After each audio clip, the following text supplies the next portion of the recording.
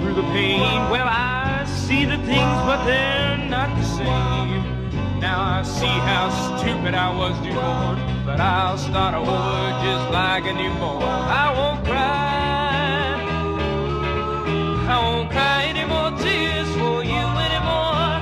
I'll take back my love and walk out the door from you, from your arms.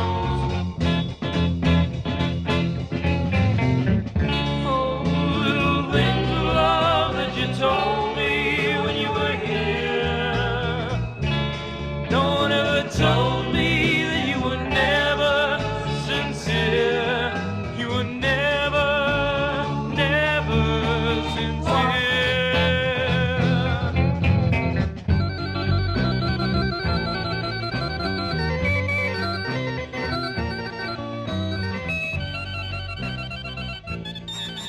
Sammy, it's our 7-year anniversary and I'm feeling really naughty.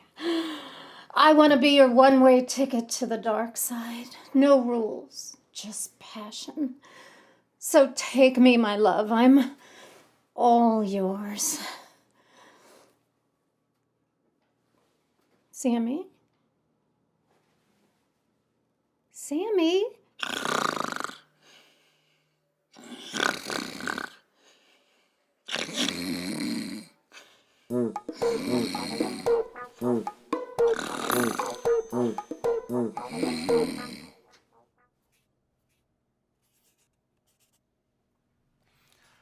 I'd like to congratulate you two on having the courage to take this first step towards saving your marriage.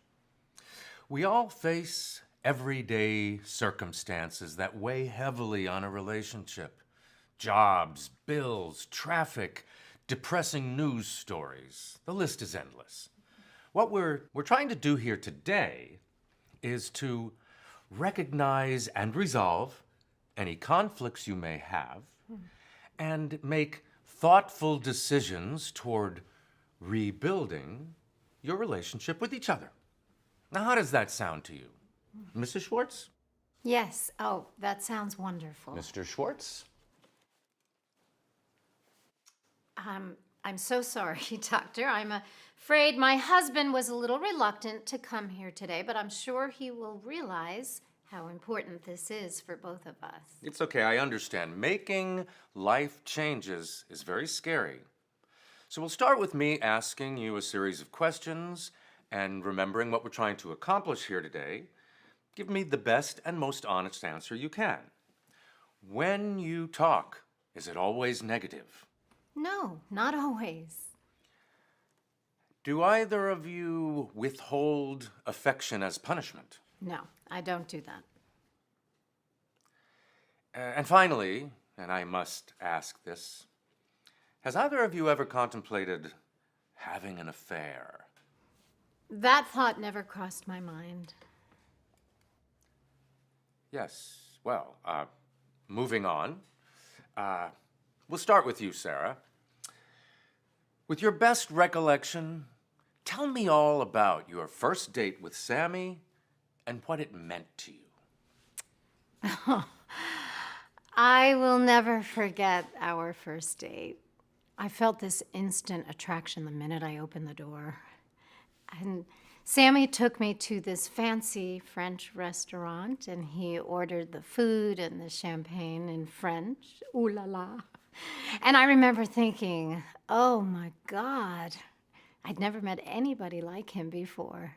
So we drank, we finished the champagne, and then Sammy drove me home, and we sat in the car and talked for what seemed like hours. And well, he was such a perfect gentleman that I invited him up to my apartment, and I opened another bottle of wine and poured us some glasses, and we sat on the couch and looked deeply into each other's eyes. And, well, I don't usually sleep with someone on the first date, but I couldn't help myself. We made mad, passionate love all night long. It was just so beautiful.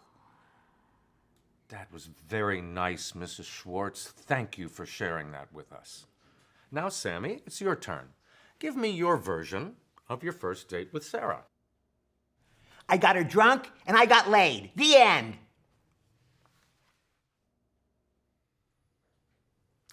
Mr. Schwartz, what we're trying to do here today is to bring out and capture the emotion that brought you two together in the first place. If we can do that, the rest of your marriage will be a walk in the park. Yeah, Jurassic Park. Why are you being so difficult? He is trying to help us. Look, Sarah, it was your idea to come here, not mine. Oh, yeah, well, maybe if you treated me a little bit better, we wouldn't be here in the first place. Treat you better? How? Well, what do you mean, how? Maybe a few kind words or some appreciation, some pretty flowers, breakfast in bed. You want breakfast in bed? Yes. Then sleep in the kitchen. You're horrible. I'll tell you what horrible is, Sarah. It's being married to you. You should have been born with a warning label. I am so sorry, Doctor. But at least now you can see what the problem is. It's all right. Sammy, continue, please. Okay, Doc, look. Before I got married to her, I was a man's man. I was in the Army for 4 years. I drove tanks. I carried machine guns. Now look at me, Doc. I'm the nerd from hell.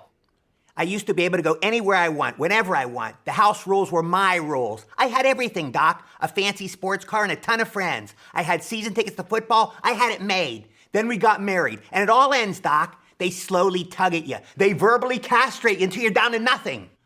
I shower in a shower with a pink shower curtain, Doc. A pink shower curtain, for God's sake. On my bed are 9 pillows. 9 pillows. Who the hell sleeps with 9 pillows? I used to have a 110-pound German Shepherd that would look me straight in the eye. Now I walk with a goddamn Chihuahua. I used to have a pool table, but I had to sell it to make room for a new formal dining room set. A formal dining room set with a hutch. Do you know how many times we've ate in that formal dining room in 7 years we've been married, Doc? Twice. 2 times. And then they talk about the orgasm all the time. It's the orgasm, the orgasm, the orgasm. Do you know how long it takes a woman to have an orgasm? Who gives a shit? Well, it's easy to see what the problem is here.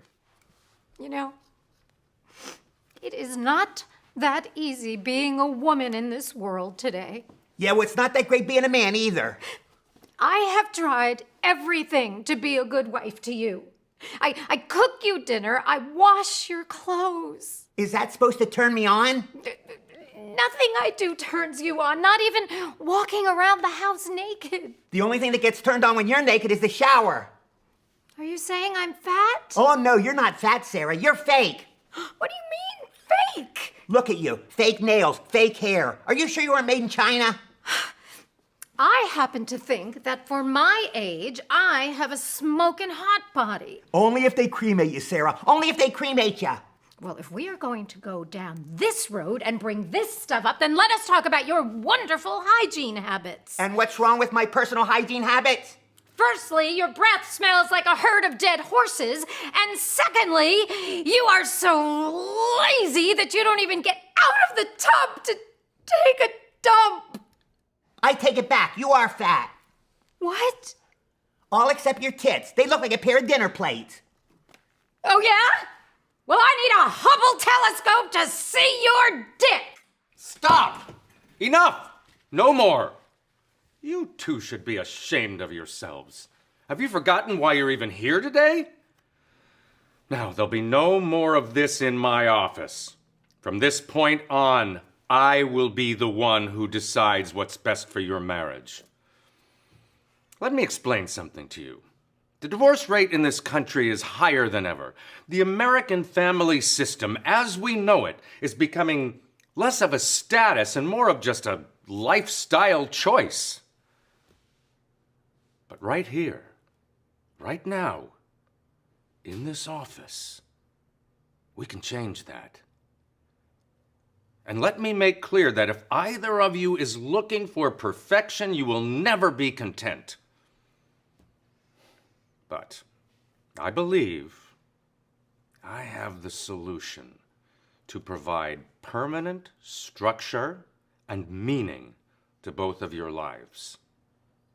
Yes, I have the answer, if you're both willing to listen. Well, if you're ready, let's begin to make that change. Mrs. Schwartz, you are the problem with your marriage. Me? Yes, you. You obviously don't understand a man's needs. Pink shower curtains? Really, Mrs. Schwartz? Time after time, women say they want a 50-50 marriage. But in the end, it's always the same. The woman gets the gold mine and the man gets the shaft. And answer me this. When a woman chooses not to marry, it's called being independent. But when a man chooses not to marry, they say fear of commitment. Huh? You tell me. I do not understand. All I have ever done is try to make my husband happy. Silence! You paid me to make an evaluation, and I've made it. End of discussion. Now, sometimes, the life of a married man can be compared to Custer's Last Stand. You really had season tickets to football? I swear to God, Doc. A pool table? Pink shower curtains. Pink, Doc, pink. Oh, my. All I ever wanted was to have a happy marriage and home, to grow old with somebody and live out life with good times and bad. Was I asking too much? Was it too much to want to be loved and love in return? I thought that I met my knight in shining armor, and instead I wound up with someone who masturbates while watching Willy Wonka and the Chocolate Factory. I feel your frustration, Mrs. Schwartz, I really do. But in life, there are two sides to everything. A famous Oscar Wilde quote reads, "Women were made to be loved, not understood." Now, the ball's in your court, Mrs. Schwartz. What's it gonna be? What is that little note in the fortune cookie of life telling you to do? I hope it's not get a second opinion.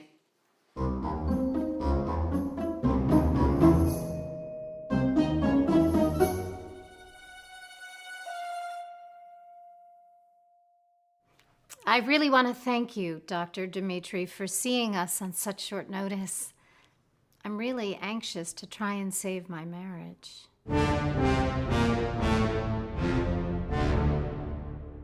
Don't worry, Mrs. Schwartz. After today, we'll find out what the problem is.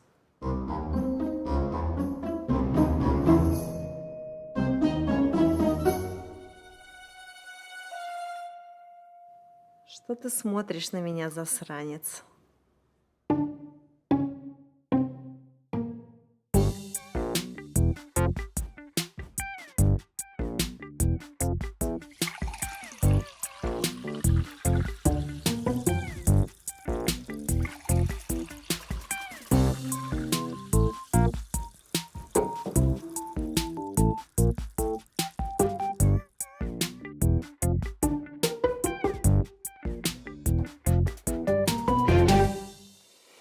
I can't believe it's been 2 weeks since my husband's tragic gun cleaning accident. You don't have to worry about him anymore.